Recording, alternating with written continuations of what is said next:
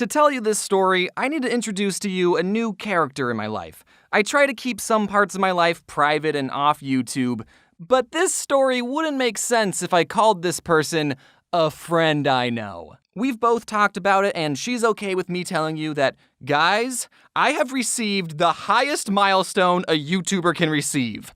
A girlfriend, who I will be calling for the remainder of this video, GIF. That's right, I have a girlfriend now, so you can stop asking if I'm into guys.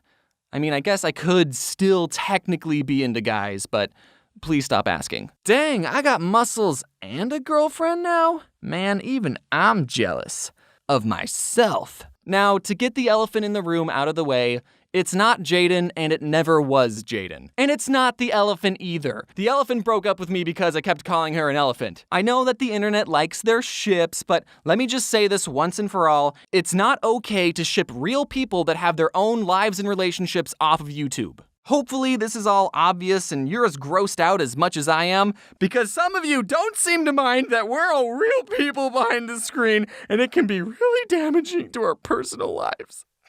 So getting things back on track, one day during quarantine, me and my girlfriend were feeling lethargic and a little sad, as one does in quarantine. We had both bought Disneyland annual passes and were planning on going to the park every single day of 2020, but the timing could not have worked out more horribly, and I still don't know if I'm getting a refund. I'm not, aren't I? I had one friend tell me that something he did to cheer up was that him and his GIF drove down to the beach and had a picnic in their car, and they just relaxed and watched the sunset. And I thought that sounded fun and tranquil as shit, so me and my GIF decided that we too were also going to visit the recently opened beach and be tranquil as shit. Obviously, we were going to wear masks and stay 6 feet apart from everyone, including each other. In my head, I was imagining we would just find a secluded area and we would watch the wet, white, watery waves wash westward while wondering what weather we would want.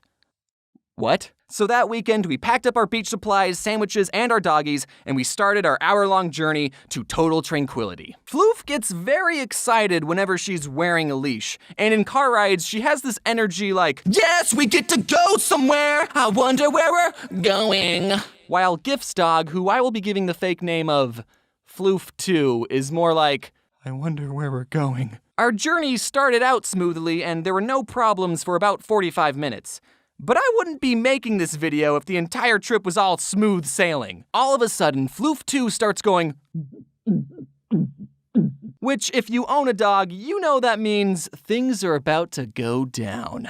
Or rather, things are about to come up, and emotions and cleanliness are about to go down. So Floof 2 threw up all over my GIF's leg and on the car floor. We quickly pulled over before anyone passed out from how bad it smelled, and we used the napkins we packed to wipe everything down. We put the throw-up napkins into a sandwich bag, which now became the throw-up bag. A minor setback to be sure, but we were still determined to relax and have a good time. But I wouldn't be making this video if the entire trip was smooth sailing minus dog vomit. As we kept driving, we were all a little tense from the unprompted dog regurgitation, but I had a solution to ease everyone's mood. Since we were on our way to the beach, I played popular beach music like Surfin' USA. But by the time we got to California Girls, Floof 2 started going, and I mean really going, like West Coast representin' going. And GIF put her hands up like, oh!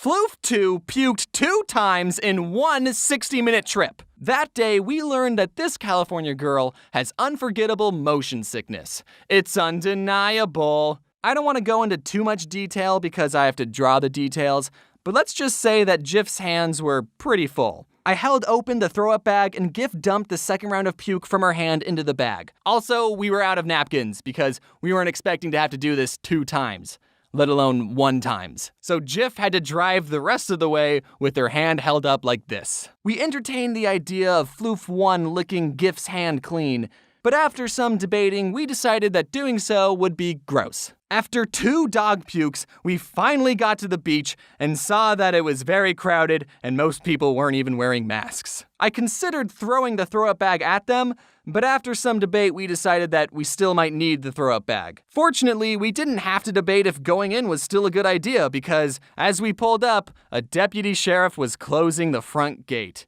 The beach was at full capacity. "Do not lose hope, Biff," said my GIF, "for I shall find a closer spot within a jiff. For looking at my phone, you see, there is a beach within a mile or 3. End of line. So we decided to try another beach, but when we got there, it was already full and blocked off. Maybe if we didn't pull over to clean up dog puke, we would have gotten there in time. But now that I'm thinking about it, it would have been impossible to relax at a beach that was at full capacity in the middle of a pandemic anyways. The good thing about Cali is that the whole edge is a beach, so we could do this all day. I looked on my phone and found another beach 15 minutes away and we headed off. I suggested that we stopped at a Walmart parking lot or something and wash our hands and recoup, but my unnamed GIF was determined to wash her puke-stained hands with the salt water of the Pacific Ocean. We pulled up to the third beach, the parking lot was empty and closed off, but there was still a clean handful of people already there. The beach wasn't even close to capacity, so we could definitely find a secluded enough area and finally relax. And clean up this dog vom like you, dude. If you're wondering if this beach was closed and these people were just ignoring the closed signs, we thought so too. But there are lifeguards out, so I guess the parking lot was just practicing social distancing or something, I don't know. We had to park the car pretty far away from the beach and walk the rest of the way. And as soon as we stepped out of the car, it was Floof One's turn to wreak havoc and she dropped about half her body weight in poop onto a grass patch. I don't think this day would have been salvageable if I had to catch that in my hands. Speaking of crap, Floof 2 looked like crap and probably wanted to go home. Meanwhile, Floof 1 was still, "Yes, I was holding that puppy in, but now we're at our destination." Could you just... You're being a lot right now. It wasn't the best car ride, but whatever, let's just not think about it. We're both in our flippy floppies, carrying our towels, sunscreen, and unbagged sandwiches, ready for a nice, relaxing day at the beach, only to walk up and see the worst possible thing that we could have ever seen possibly. No, it wasn't a beached whale or my ex-girlfriend. What we saw was a sign posted at the entrance that was only 3 words long. But those words were "No dogs allowed." Floof 1 was the only thing happy in that moment, unbeknownst to her that she was half the reason our trip was ruined. This sign won't stop me because I can't read! So, what did we do? Well, we ate our Sammies on a bench near a beach with our bitches, and we had nothing to wash it down with since we used our water to wash our hands and we couldn't drink from the ocean like we originally planned. And then we did what we in the business call give up. We drove back home empty-handed. Thankfully, both floofs were sacked out from the day, even though they did literally nothing other than push bodily chunks out from both ends. I love both of those dogs, but I'm not bringing them back to the beach ever again. Not like they're allowed anyways. There's not a happy ending to this story, we were both very upset. But sometimes our most memorable trips are the ones we spend with people we love. And sometimes life's a beach.